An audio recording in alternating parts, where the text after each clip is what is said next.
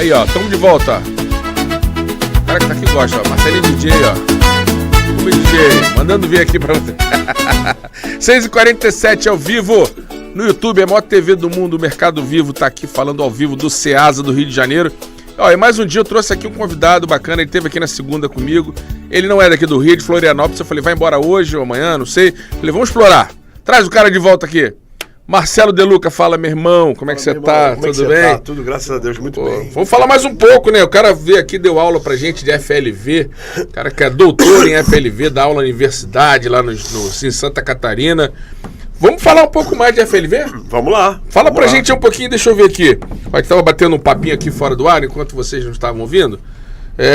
Deixa eu ver o que a gente pode falar. Fala um pouco de Santa Catarina. O que é forte nesse período do ano lá no Ceasa lá? Como é que você chama o Ceasa lá? Ceasa São José. Ceasa São José. São José é uma região da Grande Florianópolis, né? Santa Catarina hoje é um estado muito promissor no nosso país, né? Um estado jovem, com uma economia muito diversificada. E o Ceasa de lá é um Ceasa pequeno, mas é um Ceasa muito organizado, viu? Com bons players lá. E você tá sempre por lá, né? Sempre por lá. E fala aí, para esse período do ano, o que vende lá? Não, Normalmente, o que vende mais lá, e esse período do ano tem alguma sazonalidade lá? O que você pode destacar pra gente? Pela proximidade, né, Rubem, com o Rio Grande do Sul, tá? E com o oeste do estado de Santa Catarina. O estado de Santa Catarina é um estado muito focado no agronegócio, né? Com a economia muito diversificada. Então, por exemplo, Santa Catarina tem muita maçã, né, no Ceasa de lá. Então, vários tipos de maçãs, inclusive maçãs muito acessível. Por quê? Porque São Joaquim, teoricamente, e as regiões ali adjacentes, foram os primeiros produtores de maçã do país, né? E hoje, do lado do nosso estado do Rio Grande do Sul, é o maior produtor de pêssego e ameixas do Brasil, né?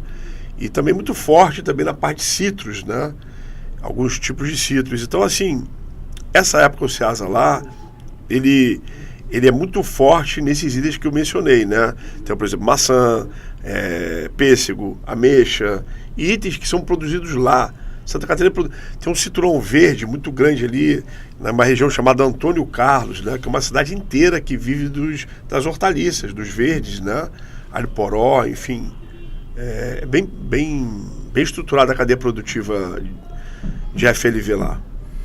Fala um pouquinho então do FLV, né? Vamos lá. Como é que é a tendência do mundo hoje? Para a gente tentar fazer uma comparação, se a gente está seguindo hoje no Brasil, os mercados estão seguindo uma tendência do mundo. Como é que está o mundo hoje? Você falou sobre os Estados Unidos, não é isso? Alguma coisa? Rubem, eles que ditam o mercado? Na verdade é assim, o varejo começou nos Estados Unidos, né? Com a crise de 29, né? Da Bolsa de Valores dos Estados Unidos. Queda da Bolsa, né? Queda da Bolsa.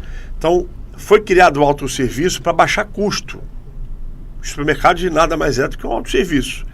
E o FLV, hoje, é um dos principais setores de um supermercado, tá? Seja um supermercado, um hipermercado ou um atacarejo, tá? O que muda são os formatos e metragens quadradas de cada espaço físico, né? Então, hoje o FLV internacional, eu tive a oportunidade de viajar para muitos países, pagos por um projeto de um cliente que me pediu para viajar, para trazer muitas inovações. Na época a gente trouxe muitas inovações em FLV. Então, assim, hoje, especificamente, o que difere o Brasil de lá de fora? A apresentação dos produtos, que lá fora é extraordinário.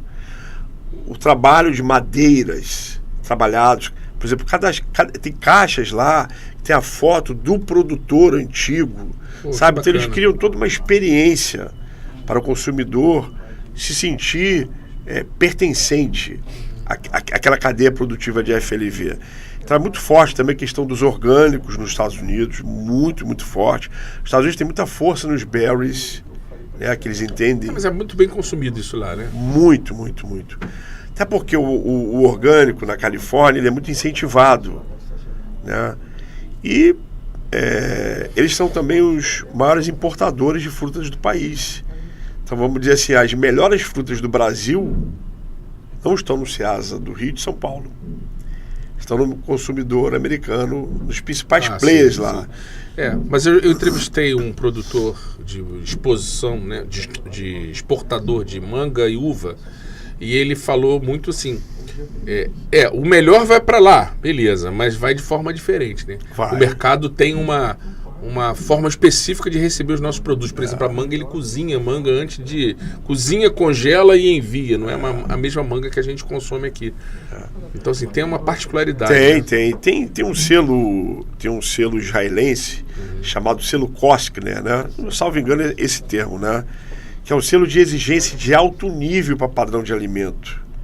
E alguns itens de FLV já recebem esse selo, né? Que é para você criar o melhor produto possível para exportar, né? E me diz uma coisa, Marcelo, quais são as novidades em termos de exposição de produtos aí no Brasil? Fala pra gente, dar um panorama geral aí no Brasil pra gente. Eu fiquei muito feliz com essa visita que eu tive no Rio de Janeiro agora, porque eu pude visitar muitos supermercados, né? E cada supermercado atende a necessidade do seu bairro e a característica de cada loja. E venho visto a evolução do trabalho dos promotores em ponto de venda. Isso, inclusive, é um diferencial para os empresários do Ceasa do Rio e de São Paulo. Investir em qualificação da mão de obra. Porque não adianta eu vender uma carreta de uva para uma rede de supermercado se ela não vai ser bem exposta. Porque gera uma experiência de você consumir. Então eu vi em muitos pontos de venda aqui, trabalhos de ponto de venda assim extraordinários, de aroma, de degustação. Não é só a degustação da pessoa te dar uva para você provar. Uniformização, o tipo de equipamento que a pessoa estava usando, uma parceria com uma empresa de bebida, ou suco, ou água, enfim. Então, assim, muito interessante em vários pontos de venda que eu vi aqui no Rio de Janeiro. Você acha que essa pode ser uma tendência, uma dica, né? Que o cara que vende aqui no Ceasa pode começar a ter que observar, porque existe uma forma de consumo aqui no Ceasa muito específica e muito característica de muitos anos atrás, né? Sem dúvida. Eu não frequento esse mercado aqui há muitos anos, é óbvio que não. Chegamos aqui há muito pouco tempo, mas a gente estuda sobre o mercado. Mas você é um cara que estava aqui desde moleque, com teu pai, e hoje você volta já com outra cabeça de mundo, né, de outra estrutura. Mas você acha que o vendedor aqui hoje, o lojista aqui hoje, tem que passar a observar essas tendências da forma como esse produto dele é exposto no mercado, ou ele só vender e pronto? Ou você acha que ele pode perder mercado ao longo do tempo? Eu acho assim, a verdade sempre é muito importante. Então sempre vai ter o vendedor com a caneta na orelha, e vai ter o vendedor que usa a caneta da orelha e usa a tecnologia também. E aquele que é ávido por mudança. Quem muda, evolui, se adapta, sobrevive. Quem não evolui, não muda, não se adapta, não sobrevive. Não estou falando que uma pessoa antiga no Ceasa daqui ou de São Paulo, que é o principal foco do projeto, não vai sobreviver. Pelo contrário, ele precisa de características específicas para sobreviver. Então, ter bom produto, entregar o produto, ser honesto, né? Ter uma boa relação comercial. Prazo hoje em dia é muito importante, porque as empresas todas recebem cartão de crédito, recebem em parcelado. Tem supermercado em Santa Catarina hoje que parcela em 6 vezes as compras. O cara comeu hoje, vai pagar daqui ainda 6 meses. Aí o que acontece? A situação econômica do país com os desafios. É o que é, né? Cada um tem o seu desafio. Aí onde ele vai passar para essa ponta? Para o dono de loja do Ceasa. Né? Ele vai passar para o dono de loja do Ceasa. Fornecedor dele. Fornecedor dele. Que antigamente, na minha época, começou com 7, depois foi para 14, 28, 30. A gente sabe que tem empresas que tem que dar prazo. E às vezes é 3, 4 boletos alongados. Né? Então, enfim, eu acho que você se atualizar, Rubem, é uma característica que independe do profissional que trabalha no Ceasa ou não.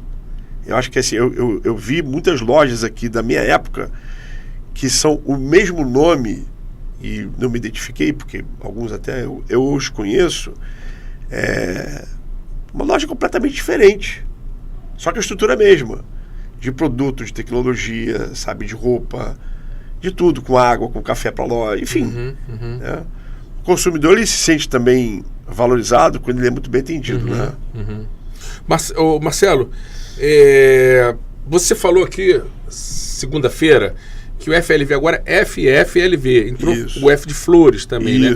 E eu passei a observar nos mercados aqui do Rio, quase acho que na totalidade deles, pelo menos os maiores, tem flor vendendo junto das frutas, legumes, ali, verduras. Tem um stand, não sei se chama esse stand, né? Enfim, um mostruário de flores. Uma gôndola de flores. Inclusive ontem eu fui ao mercado, lá perto de casa, e tinha orquídeas, tinha um monte, não só flores de vasinhos, não, tinha coisas bem estruturadas e bem fortes no mercado. E aqui no Ceasa tem também, né? A gente mostrou algumas matérias aqui.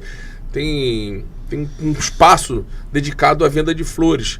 Você acha que isso pode ser uma tendência cada vez mais crescente em termos de investimento? Eu vi ontem, né, estava fechado no Ceasa, o pavilhão inteiro de peixe. É extraordinário o pavilhão de peixe aqui, do Ceasa daqui. Eu vi o setor de flores médio, mas ele vai crescer. Nós temos aqui no Brasil uma região chamada Hortolândia, acho que é Hortolândia o nome, né, em São Paulo, sim, que é uma das maiores produtoras de flores do mundo. As daqui vem de Olambra. Perdão, Olambra. Ah, tá. Perdão, Olambra. Desculpa, falei o nome errado. Perdão. Eu tava com o nome na cabeça aqui. Não, assim, Olambra. Eu tô comentando que eu acho que Olambra... O nome da moça que vem aqui, né? Não sei se eu errei. Não lembro o nome é uma região de São Paulo que, inclusive, eu já visitei. Então, assim, é claro que o espaço físico no Rio de Janeiro, ele é muito caro. São Paulo, ele é menor. Porque o espaço físico de São Paulo é grande, né? Então, se você for ver a diferença entre o setor de FLV de São Paulo para o Rio de Janeiro, tem muito mais presença de flores. Mas aqui em quase todos que eu fui, inclusive supermercados de bairro menores, tem presença de flores. Por quê? Às vezes uma florzinha, um vasinho, custa no ponto de venda R$ 6,99. E atrai consumidor, assim como o alface, o tomate, a cebola, a banana, tem seu público, a uva. Tem seu público. Claro. Tem seu público. Tem seu público. Marcelo, muito obrigado, meu irmão. Eu que agradeço. Mais uma vez, cara, presença ilustre aqui. De vez em quando a gente vai entrar ao vivo lá com você, lá de Florianópolis. Marcelo vai estar sempre, pelo menos 1, 2 vezes por semana, trazendo novidades pra gente aqui ao vivo.